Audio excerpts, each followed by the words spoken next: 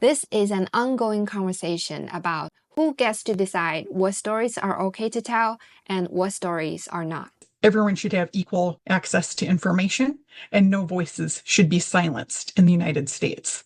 If you look at the reasons why certain books were challenged in the past, it gives us a very clear lens for understanding not only the anxieties at that time, but also how these anxieties be manifesting in different ways today. So it's like this invisible hand that kind of shapes what we are reading and what we are even allowed to discuss, locking us into that echo chamber.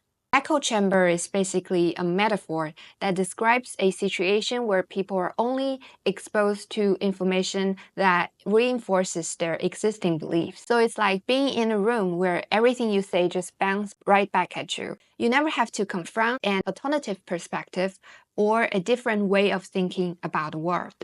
And in the context of banned books, censorship can be seen as a way to reinforce this echo chamber because it's controlling people's reading experience, creating a barrier for exploration, empathy, critical thinking, and a more inclusive society. During the Banned Book Week of this year, which was September 22nd to 28th, a virtual reality exhibition about freedom to read was launched by San Jose State University School of Information. And today, I'm going to share with you some of the highlight moments during this premiere, inspiring voices from the libraries that we all love, and a short interview between myself and some creative minds behind this immersive exhibition project.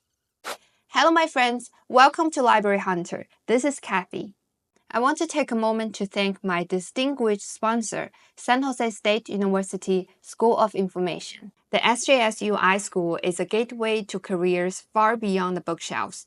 You can shape your future in thrilling ways. With MLIS, you will become an expert organizing and curating information, making knowledge come alive. With MARA, you will step into the vital role of safeguarding important data and records, ensuring they stay secure and accessible in a data-driven world. With informatics, you will harness the power of data and technology, analyzing trends and influencing decisions in industries like healthcare or business. Imagine a career where you can become cybersecurity pioneers or curating data for doctors navigating in life-saving research. Some people may say the future belongs to AI, but I believe the future is in the hands of those who know how to dance with information, those who can navigate, organize, and transform information into meaningful insights. And the foundation of all that is intellectual freedom. Books Unbanned is a United States library program initially established by Brooklyn Public Library that issues library e-cards nationwide from regional libraries in order to give electronic access to the library's e-books and audio collections to teens and young adults. It's almost like an emergency room visit for someone who really needs that help right away. And that's great. And we're really happy that we can provide that. At heart, it's really a demonstration of what a public library should be for a community: full, robust access to any book that anyone wants to read at any time, no questions asked. Quote, I live in a rural community and the only library we have in our area is my school, said a 15-year-old from Illinois, and a 15-year-old from Ohio whose school library was entirely cleared out and locked in a closet. These are just a few stories from young people affected by the compounding impacts of book bans and limited access to reading material. It says free to all on the front of the Boston Public Library buildings. And based on this principle, we are happy to support individuals of all ages who need access to a more complete range of written materials. This is a matter of personal freedom, the value of freedom, and the ability to think for oneself. Everyone should have equal access to information, and no voices should be silenced in the United States. For me personally, libraries are kind of like a sanctuary, and every young person across this nation deserves to have that. People don't know how to talk about it, and they don't know exact facts that are quick talking points that just shut down the talking points from the other side that are so sensational. You can create a funky little free library like you see here. You can actively share books, not only banned books, but books that you love to share when you hate to see ever end up on a banned book list.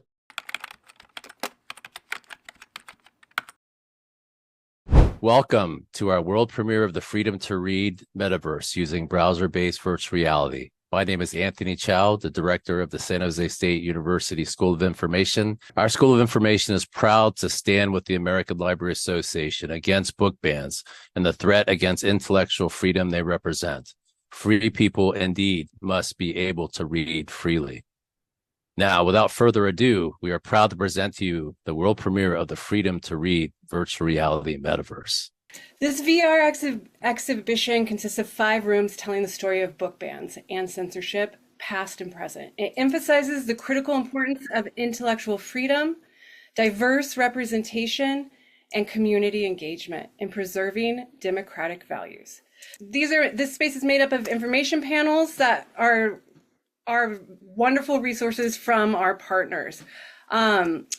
Unite Against Book Ban Action Toolkit and School Board information are playbooks for fighting against censorship. There's also our call to action video narrated by Dr. Anthony Chow, the director of the School of Information. And it was designed to represent the intentions he wanted to see in this environment, which was hope and optimism and empowerment of the majority instead of dwelling on the alarming trend of the loud minority. So if we pan over to the right and we'll go over to Little Free Libraries panel. Let's check out your avatar, Greg. Yeah, no, I haven't been able to wear a cowboy hat in a long time, so I'm kind of fired up about that. Hi, my name's Greg Metzger. Excuse me. I'm the executive director for Little Free Library. And I want you to just a big shout out to the designer who made our funky Little Free Library there, sort of a flashback to the 60s, I think. A bit of an Austin Powers movie vibe. So anyway, but we're here at Little Free Library expanding book access through installed Little Free Libraries. This is a heart of our mission and a heart of our nonprofit organization. The book bans go against our core values, especially when overwhelmingly those bans target BIPOC authors, LGBTQ plus authors, and frankly, others from marginalized communities. In our organization, we believe that everyone should have the opportunity to find a personally relevant, meaningful book to read, and that opportunity shouldn't be limited by where you live, where you go to school, or your family's income. And so book bans too often follow on these marginalized communities. So how do you get help? How do you participate, and what can we do? Well, a couple of different ways you can do it, and you can see on our panel above. You can share a banned book. In the link here, we connect you with our banned book map, which is our collaborative effort with ALA's Office of Intellectual Freedom and PEN America. And so you can see how broad the challenge is to book bans across our country, and find book bans or a list of books that might appear and being on those that are challenged in your community. And we encourage you to get one of those books and share it in a Little Free Library. Now, how do you do that, or how do you find that Little Free Library? One of the ways to do that is go to our mobile app. So if you find and click on the Find a Banned Book, that mobile app will take you, you can select through the application a filter that allows you to find Little Free Libraries that share consciously banned books in their community. So you can find that. But there are other ways. We encourage others, if they want to get more involved, to become what we call a volunteer steward. So you can actively share books, not only banned books, but books that you love to share when you hate to see ever end up on a banned book list. So there's a path there to see how you could do that, and you can create a funky Little Free Library like you see here, or get one from us if you're a little less creative, I suppose.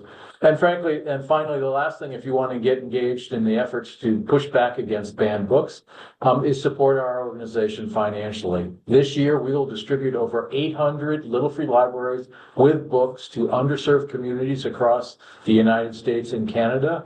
All encouraging and providing diverse books to read. So we encourage you to support our effort in that regard as well. So thank you very much for checking out our space, and on to the next stop. Yeah, my name is Nick Higgins. I'm the chief librarian at Brooklyn Public Library. And a couple of years ago in 2022, we launched a program called Books Unbanned. It's an anti-censorship effort. It's a way that that we wanted to sort of like build something for people who are facing book bans and challenges across the country, particularly young people who are always at the business or seem to always be at the business end of a lot of these censorship efforts, particularly if you're BIPOC or you're part of the LGBTQ plus community. We were alarmed by the rise of book bans that was happening all across the United States. And, we are living in Brooklyn where we don't really face a whole lot of book bans, but we also felt that we had a big responsibility to make sure that if we had the power, we could intervene on behalf of people who weren't so lucky. So what Books Unbanned is essentially is a young person aged 13 to 21 anywhere in the country can write to us and basically talk about some of the book bans, challenges, different access issues that they have, and we personally write back to them and give them a free e-card where they can have immediate, free, unrestricted access to over 500,000 ebooks and audiobooks in the Brooklyn Public Library collection. These are banned books, and these are just books that people just want to read. So, on the surface of it is sort of a way to nullify local censorship efforts wherever a kid is in the country. But at heart, it's really a demonstration of what a public library should be for a community: full, robust access to any book that anyone wants to read at any time, no questions asked. We're very impartial to what you read, just as long as you're reading, and that's great. Since we launched in 2022, I'm happy to say that we have partners, some of whom are in this virtual space. Boston Public Library has joined Books Unbanned as a partner. San Diego, LA County, Seattle Public Library have all joined Books Unbanned. So they're also taking a step of building this network of support for young people who need this support the most. And the way that I've always looked at Books Unbanned is that it's almost like an emergency room visit for someone who really needs that help right away. And that's great. And we're really happy that we can provide that, much like Greg and the Little Free Library. I think it's really wonderful to have these in a community where people are in need. But the long-term project of all of this is to make sure that we're building better environments around those young people who are suffering, so that the people coming up behind them don't have to enter into that same environment where they're struggling to find themselves on the shelves of their libraries, and where their voices aren't being taken away from the public discourse. So that's what we're here to do today.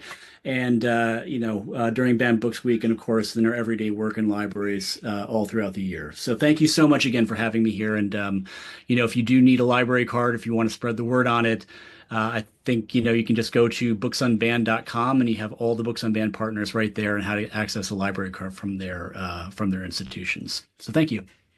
The Democratic Values Room. This room emphasizes the preservation of democracy and freedom in relationship to book bans and censorship. It serves as a reminder to visitors that they are the majority. I can't stress this enough. We forget this in the loudness of everything. Yeah, the design of the space, it's really trying to venerate the traditions of democracy, and that's reflected in how it's kind of divided into three partitions. And there's a focus on data visualization in this room, which emphasizes the importance of preserving open discourse in society. The immersive booth that is in the center of the room, where users interact and take oath with the Unite Against Book Bans voter pledge. As you approach it animates, the doors open, and you are called to participate in the pledge. There are video over by the stairs. There are video interviews with librarians who have lost their jobs due to censorship. Of the alarming rise of and then on the wall is the piece de resistance. It's the Library Bill of Rights. This was drafted in 1939, and I think it's forgotten in the story of book bans. ALA, the American Library Association, created the backbone of intellectual freedom protection, and this is it. This document is our American Library's declaration to offer diverse materials representing all viewpoints, to resist censorship, and to uphold intellectual freedom, regardless of partisan pressures or the background of the creators. This happened in 1939. And I would like to present Cindy Hohl, who's the president of the American Library Association, to say a few words. Cindy? Hello, thank you so much. I'm so grateful to join you all here in the metaverse. What a wonderful opportunity for us to share information. I'm Cindy Hohl, president of the American Library Association, and I believe the mission of ALA says it best: to provide leadership for the development, promotion, and improvement of library and information services and the profession of librarianship, in order to enhance learning and ensure access to information for all. We believe that free people read freely. And when we talk about book bans, it is so important that we continue to raise up our right to read, and that the First Amendment is for everyone, from youth to adults. As we support our library workers across the field as they serve on the front lines of democracy, we will all continue to unite against book bans. Today, we shared the recent update of our research that there has been a slight decrease in reports of materials challenges in the United States. While that's encouraging, we need to keep our eye on the ball and continue to fight against censorship in America, because everyone should have equal access to information and no voices should be silenced in the United States. Americans working together to ensure equal opportunities and equal access to information is what will continue to strengthen our country. I'm grateful to San Jose State University for creating this wonderful space for us to continue to collaborate and grow together. We will always be stronger together. Thank you for this opportunity. We are truly grateful. Thank you so much, Cindy. We're going to move on to the next room. We're going to check out our cultural diversity room. So we'll go up the stairs and head into the next space. Okay, so this room showcases the current most banned and challenged books that reflect diverse experiences. This room is an effort to call attention to the history and contemporary targeting of cultural representation of marginalized groups through censorship, and the importance of cultural diversity and representation in literature. Yeah, so the importance of readers seeing themselves in literature they consume can't be understated. This reflective process is represented in this room through a central bridge across a reflecting pond, which bridges the reader to the next part of the story, much like how the process works in actuality. These book covers feature audio recordings of condensed information from Unite Against Book Bans book resumes. These are an excellent resource. These resumes help you understand why certain books are challenged, why they need to be protected, and how to protect them. I highly encourage anybody dealing with banned books or challenges or censorship to go to Unite Against Book Bans website and access these resumes.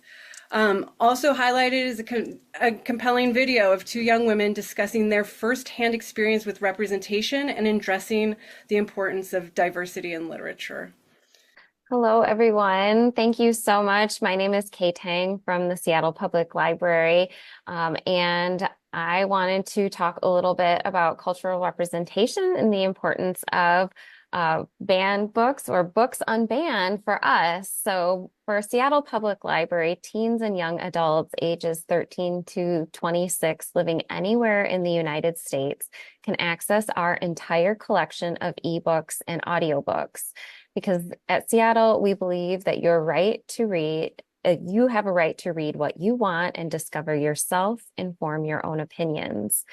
2 years after the launch of Books Unbanned, we do have new insights into the impact of censorship on teens and young adults across the U.S. and how those restrictions and other barriers to access build upon and reinforce one another. We've been able to gather thousands of stories from Brooklyn Public Library and the Seattle Public Library that highlight the struggles of young people in accessing what they want to read. A 13-year-old from Arkansas who wasn't allowed to use Angie Thomas's The Hate U Give for a library book report. A 16-year-old from Idaho who was scared to check out an LGBTQIA+ book from their library because, quote, I don't want anyone to find out. And a 15-year-old from Ohio whose school library was entirely cleared out and locked in a closet. These are just a few stories from young people affected by the compounding impacts of book bans and limited access to reading material.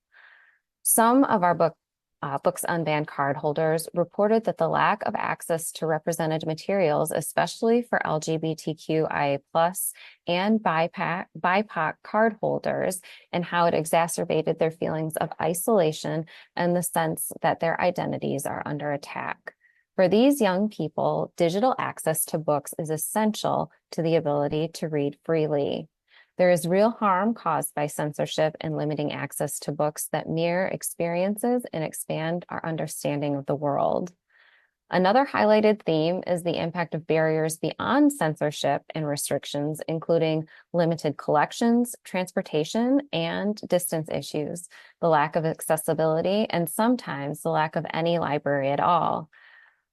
Quote, "I live in a rural community and the only library we have in our area is my school," said a 15-year-old from Illinois. "The library is closed during the summer, so I was hoping to use your services then." Our analysis included stories of more than 200 cardholders, many of whom expressed the hope and joy that having access to books and information provides. They told of finding representation, of being able to access educational materials, and of opening, quote, "my views of the world," as a 24-year-old Californian wrote. At the Seattle Public Library, we want to have a collection that provides both mirrors and windows. Mirrors to reflect ourselves and windows that open our world up to different perspectives and experiences. Books Unbanned has been able to make that possible for so many young people in our country who deserve the freedom to read. And just to share, only this morning, our collections manager received this comment from one of our patrons. "As a 78-year-old out and proud lesbian for more than 30 decades, I want to thank SPL for its determination to provide books that both inform and entertain. At my age and physical weakness, no more backpacking or canoeing in the wilderness. Reading is more important to me than ever, and I must consider what it must be like for youngsters to have access to books that clarify their own feelings and sense of well-being. I certainly wish there had been such books available during my early years. It would have saved so many years of difficulty emerging from a rural, conservative Midwestern culture." So again, just to thank my colleagues here today and to everyone for shouting the importance of the access to read freely. Please check out Books Unbanned with our other community partners and libraries in this space. So thanks so much. So this room is our educational equity room. This room emphasizes the importance of ensuring all students have access to a wide range of literature and perspectives. It gives voice to students who have been directly impacted by bans and challenges today, and it grants them resources to read those books. Students and school libraries have long been at the forefront of battles over intellectual freedom, as book bans challenge the right to access diverse perspectives and ideas. This space will have 4 tiers symbolizing inequality, connected upward by sloping ramps, which represents this inequity being bridged by equitable access to literature. And here there's an interactive 3D model of a Books Unbanned library card. This allows people the age of 13 to 26 to apply for access to Boston Library's frequently challenged and banned ebooks. Every partner of Books Unbanned has a card like this. It's incredible. The book covers in the room also contain the book resumes from Unite Against Book Bans, and they represent the most challenged and banned books in educational settings. Here you will also find a video of students reading quotes collected by Books Unbanned by anonymous teens across the country who have been directly impacted by censorship, including a student activist that is here today. I'd like to introduce Tatavian Daniels, who's a student advocate and also the Director of Partnerships and Development of SEAT, is Students Engaged in Advancing Texas. Oftentimes we see, when we're having conversations about banned books, it's more, what can we do immediately to make sure young people have access to these books and make sure that access is equitable for all students, whether they be of a BIPOC background, LGBTQIA plus background, or even a more intersectional background than that. I personally come from a more intersectional background than that, and it was a challenge when I was in the ninth grade and I didn't have a library that represented me or my identity. So at SEAT, we kind of focus on breaking down those barriers to policy and to activism that can actually implement change that's on pen and paper, as opposed to some things that may, to some people, seem more superficial, but not to me. Um, as to other forms of organizing and activism. For me personally, we focus on how can we introduce legislation that will not only make sure students have access to the knowledge that books, contain, but also making sure that that knowledge is representative of the demographics that those libraries represent and serve. At SEAT, we've worked on many pieces of legislation at the most local board policy level, all the way up to the federal level, by helping design and introduce HR 6952 with Representative Maxwell Frost to actually stop book banning and try to get some action done there. So if I can, impart anything, it's not going to be a call to action because I've done this for a while and call to actions get kind of boring after a while. It'll just be, some words of kindness. Just make sure that you're doing everything within, your ability to make sure that these students have the books that they deserve, because we all deserve to be represented in our school libraries, and we all deserve to have that bit of representation, something that we can cling to. And for me personally, libraries are kind of like a sanctuary, and every young person across this nation deserves to have that. So again, thank you for the invite, and I don't want to take up too much more time. So we'll go through the book resume, we'll go through each of these book panels, and so to note, they're all clickable. So feel free when you're venturing around to click away. We're going to head down over to the bottom and speak with Amy Turlock, who is Teen Service Coordinator for the Los Angeles County Public Libraries. Hi, everyone. Thank you so much for creating this amazing virtual space and including LA County Library in the celebration of the freedom to read. It is a celebration that we have this freedom, and we look to share this freedom with others who might not have as much freedom as our district does. Last year, LA County Library joined Brooklyn Public Library and an ever-increasing number of libraries, as you've heard, across the country to participate in Books Unbanned. To support California teenagers ages 13 to 18, LA County Library's Books Unbanned initiative offers free and unrestricted access to the library's entire digital ebook and audiobook collection on Libby by Overdrive, including many frequently banned titles. The Books Unbanned card allows 5 checkouts at a time and is valid for 1 year. LA County Library is proud to champion the freedom to read, a fundamental right that empowers individuals, enhances understanding, and unlocks a world of possibilities.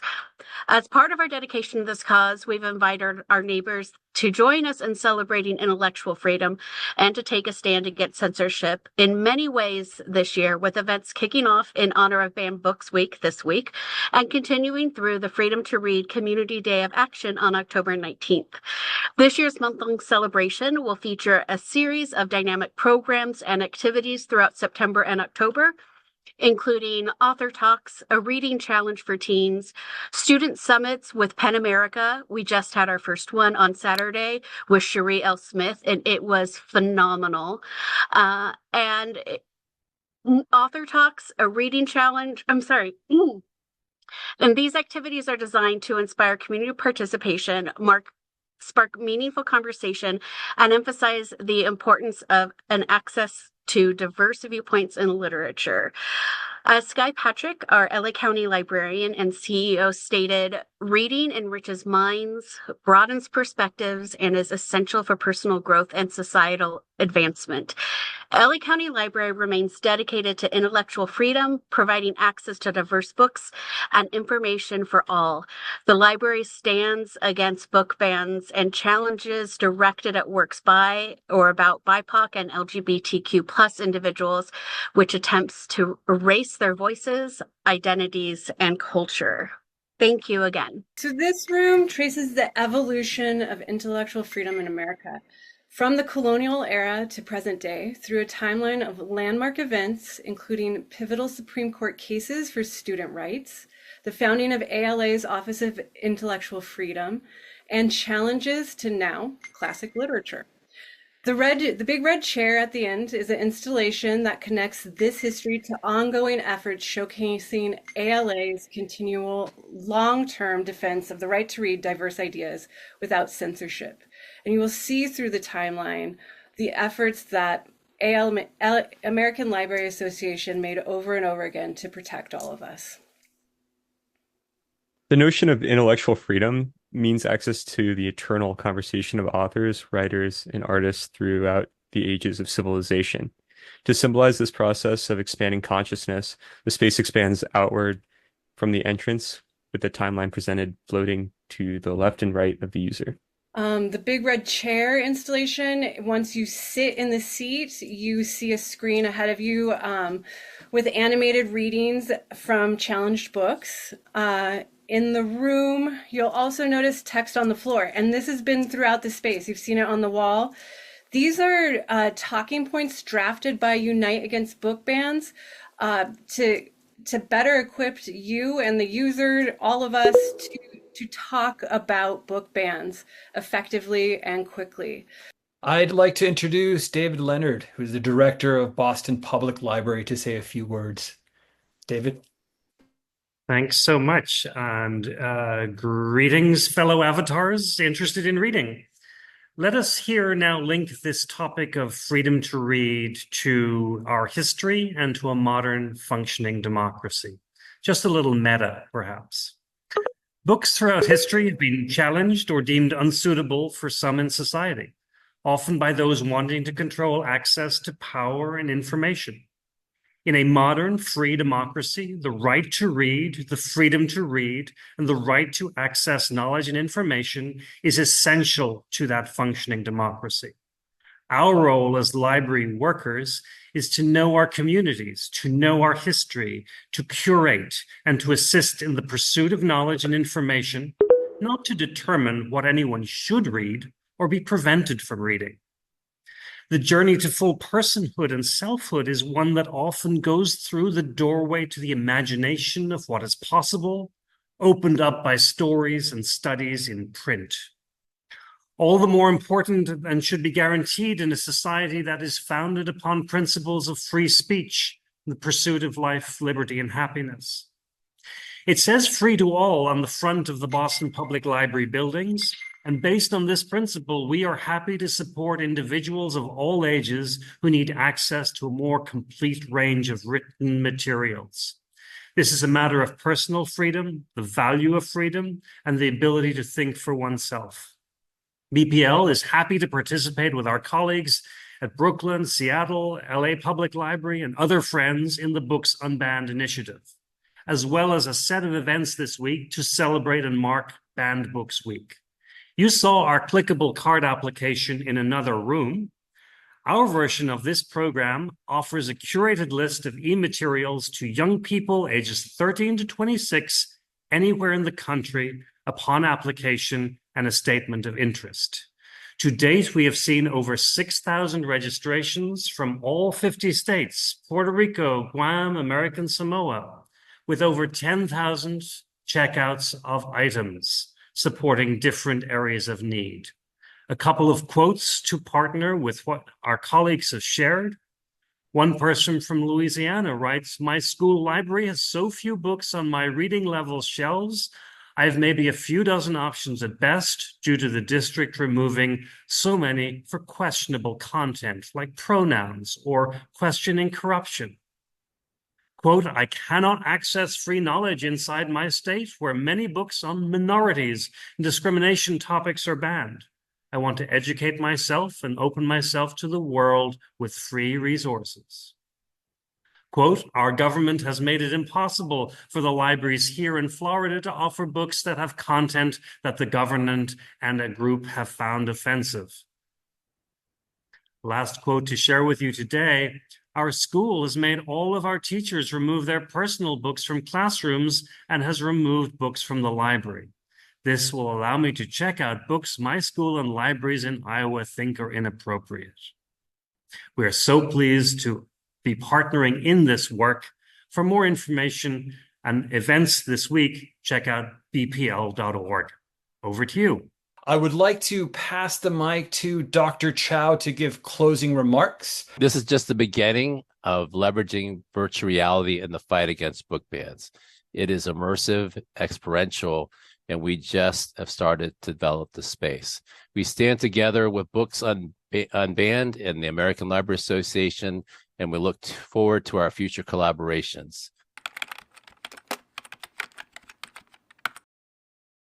I'm Kelly Rausch. I helped lead this project and was a large part of the curation and delivery of the final space. And I'm a MLIS candidate that will be graduating in the spring of 2025. I'm Tim Bartolf. I've been with XRlibraries for a few years now, and I am very interested in technical art and environment art for 3D real-time experiences and delivering them to people for social good. Yeah, I have a background in the humanities. I have a bachelor's degree in philosophy from CU Boulder, and that's my background basically. So I'm John McLeod, and I work with XRlibraries as my company that we started about 8 years ago when we thought that the convergence of technology had gotten to a point where VR was feasible at a consumer level. Of course, that's changed a lot over the last 8 years, as we've seen. But when we started looking at partners, we started looking at where would be the best place to put this equipment or this resource.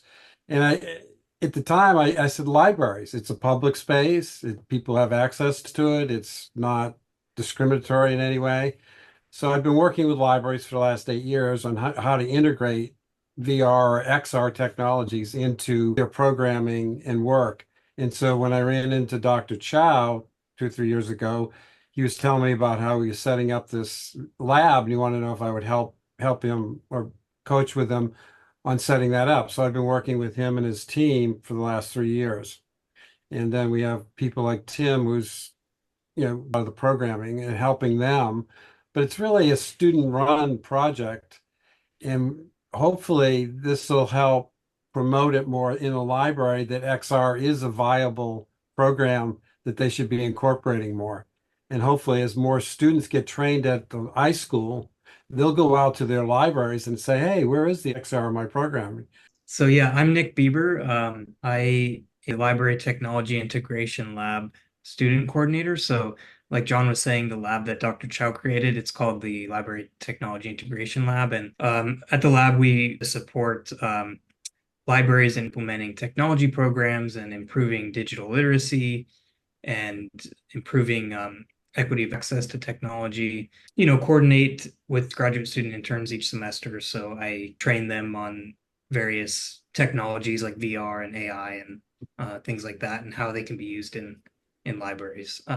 And I'm Chase Allgood, and I came in just through the LTI lab, recent grad from the archive side of the SJSU MLIS program, and I kind of just do generalist stuff. And when he says generalist, I mean, we're talking about audio recordings, video editing, script writing. This is what goes into these spaces, right?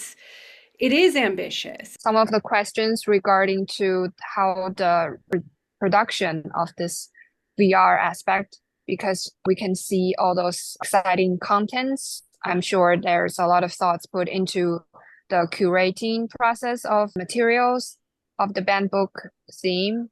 And also, what about the technical side of this VR exhibition?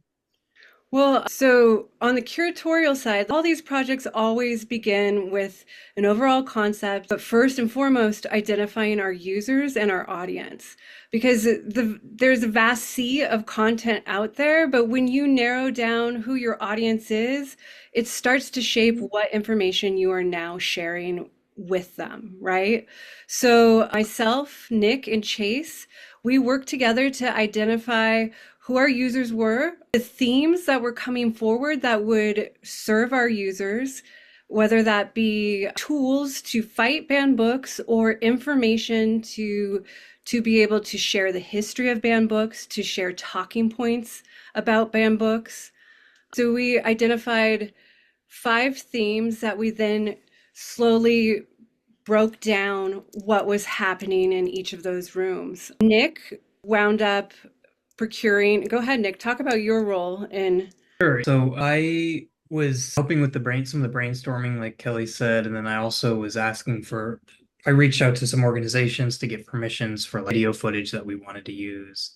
And then my main role was sort of training our graduate student interns to be able to help us and support us. So that mostly involved teaching them how to populate the VR space with various assets and how to add images and videos and 3D models and all of that. So they really helped us get all of the assets into the empty VR space. And then from there, I think Kelly led the curation aspect, where to put everything and all that. And that we went through 2 rounds of graduate student interns. Our first round, we focused on the creative. We had them help us brainstorm about what this space is, how to appeal to our users, what ideas did they have.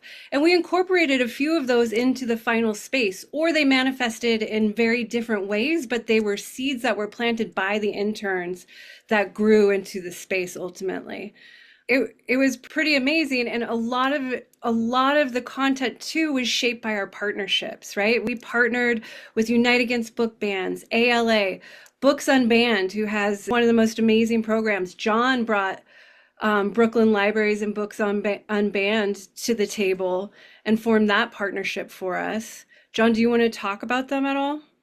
We reached out to some of the people that led the initiative when they set up these Brooklyn, Seattle, LA. I thought it was great that they had a program that would give Texas and Florida, other people, access to those books remotely. So I thought that was a good way to show the community in action and showing how that process works.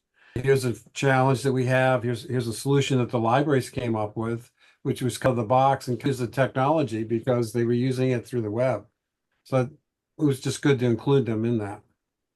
Yeah, John helped us answer one of the biggest things we wanted to bring forward in the curation, which was access to the banned books. How do we create a space that actually gives access to books that are banned for people who may not be able to access those, right? And that Books Unbanned is the solution to all of that.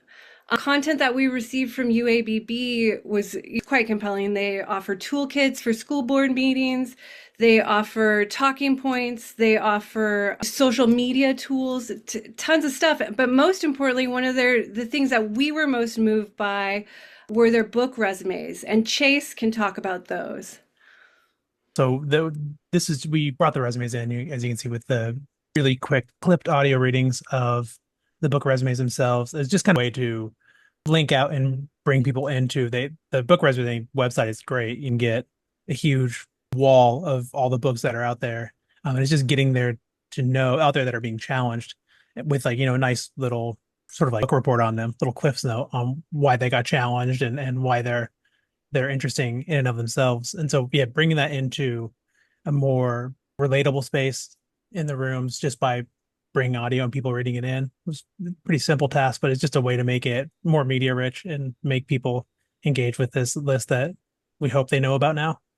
And then Kathy, the part that I was most passionate about curatorially is the long history that librarians have with protecting intellectual freedom. And I had glimpses of it before arriving to this project, but when I started digging deep and going and drafting the timeline for our intellectual freedom room. Yeah, is that the room with all the timeline of each year?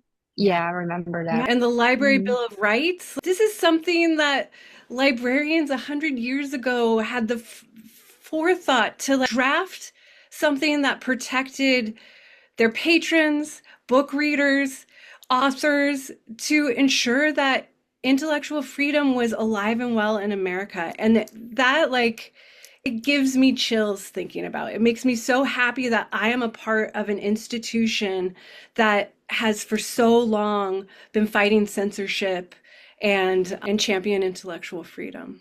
So this project has been launched for a week or 2 weeks. So what are the feedbacks that you have gathered so far? Well, last time I was asked this, I think ultimately what it is that people have a understanding that censorship is wrong, that intellectual freedom and stifling it is not good, but people don't know how to talk about it, and they don't know exact facts that are quick talking points that just shut down the talking points from the other side that are so sensational, right? So people have been talking about that they're coming into this space and they're learning how to finally talk about this and how to talk about it with precision, because we can elaborate about this in depth. It is such a high concept that there isn't this quick one sentence solution to why book bans are bad. It's multi-layered. It's about representation. It's about cultural diversity. It's about gender identity. It's about so many things. It's about institutional racism. But there isn't one sentence that says all that. And so this space helps people to translate their ideas into easier talking points that are accessible to people that might be confused about the whole thing. But for example, this is a place, it's a community engagement place that we plan on using to have events at. So for example, at the California Library Association conference this coming next week, we're going to feature it in our booth. And on Saturday, which is October 19th, the call to action on book bans, we're going to have a meeting in the Freedom Room so people can share their feelings about it. And then we have a little contest so they can design digital covers. So it's a resource that we hope people will use, youth events around banned books. And I think Tim should talk a little bit about the vision he had in coming up with these spaces, because they're fairly elegant in a digital world. Yeah, the whole design of the space is done thoughtfully in a way that approaches the problem of how do we present, important talking points about banned books in a way that kind of advantage of the medium, like a 3D real-time environment. And to do that, we drafted these kind of concepts of what the rooms are going to look like. And this is kind of what they look like. We have kind of the top-down floor plans. And, each one is saying, a different take on how to present.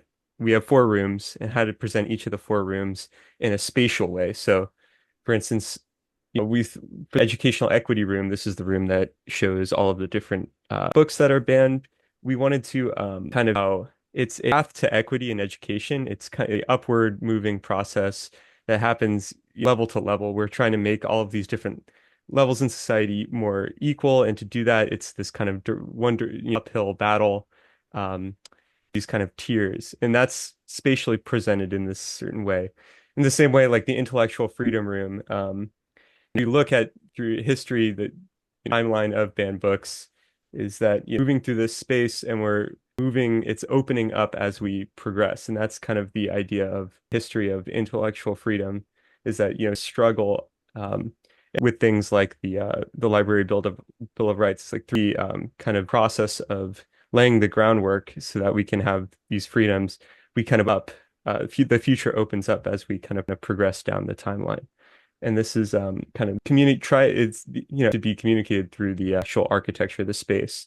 And similarly with like the cultural representation room, I think like one of the big important things about intellectual freedom is that people see themselves in the literature and in books and in culture in general. And that's kind of how I see the humanities as a humanities student, is that we engage in literature. We're kind of this multi-generational conversation that happens, and when we ban books, we prevent that from happening. And when you do enter this multi-generational conversation, which is like the tradition of literature, yourself in perspective with it, in context. And that's why we designed kind of the cultural representation room with this reflecting pond, is because reflection of yourself and the literature kind of in the architecture of the space. Because Tim shared that with you, I would like to share with you too our storyboard. When it comes to curation, the way we solve our problems in curation of these spaces, here you can see Tim's floor plan that he just walked you through. And correlating rooms and what you're going to encounter, what identify maybe a task that the user will uncover an immersive moment in that space, and some kind of data or information that needs to be shared. And so this is the early stages of it all. Use artwork that we generated before the space even existed using AI. All the assets and curatorial needs that we're going to fill these spaces. Here is the Books Unbanned 3D library card that when you're in the space, you can click on it and you're transported to Boston Library's application for a library card, and you can be 13 and older and you have access to all their ebooks. You don't even have to share your geographic information with them. It's really quite amazing.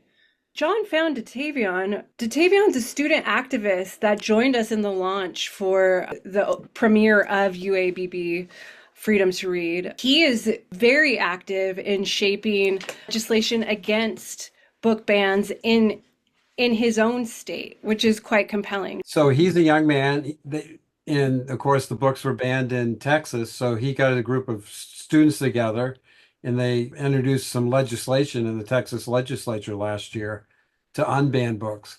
It didn't pass, but he didn't give up. And so he's been doing community engagement in Texas over the last, well, for the last 2 years anyway.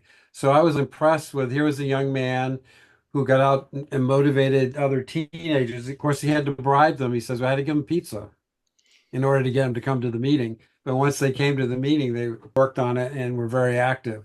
So that, it just shows another example of how the technology, we were able to identify other people throughout the community, throughout the United States. The timeline in the Intellectual Freedom Room, what you uncover in there is the rich history of students advocating for their own freedoms for the last 50 years. We think that this is a contemporary issue of school boards and parents screaming at each other, but this is an issue that has already been taken to the Supreme Court twice. And it has protected the rights of the students, and it has protected the students from school board decisions that include banning and censoring information, which I think is quite fascinating. Yeah, that's fascinating. From a technical perspective, a lot of it was 3D modeling. We use Frame VR platform, and when we're designing the space, you're doing it for web. Obviously, you have a ton of different limitations that you're working with in terms of visual fidelity. So for lighting information, first this typically we want it to have pre-calculated lighting. We have some animated assets have trigger animations that when you walk toward it, they animate like the voter pledge booth, which I think it's a pretty cool visual reward coming up and taking the voter pledge to support the U.S. mission of stopping book banning.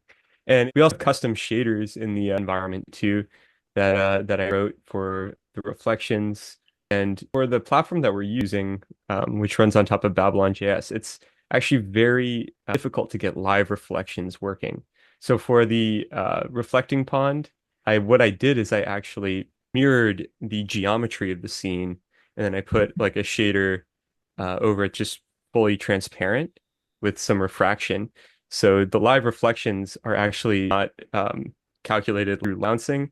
It's actually window to an actual reflection of the geometry of the scene. So that's kind of how we overcame some limitations with the web platform.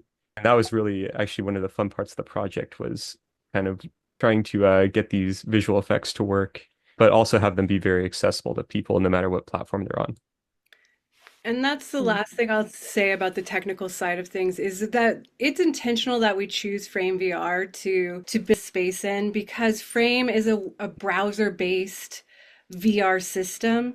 This allows accessibility beyond headsets, right? It allows anyone and everyone on any device to be able to access a space. And if the intent for us is to increase knowledge, increase accessibility to these books, this is the solution, right? This is an interesting VR solution that transcends boundaries of geography and accessibility.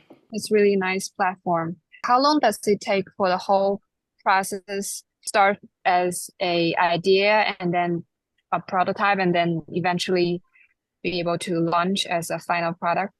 This one quick. This one we turned around and we started it in July, right? August, September. So that's really fast. 2.5 months. It was a run and gun situation, and we were sprinting. And it made me very proud of this team because nobody gave up along the way, and everybody kept volunteering to take on any extra responsibility. If you're watching until the end, thank you so much for staying with us. I'll put some related links down below in the description box. Let me know in a comment if you support freedom to read. See you in the library. Bye!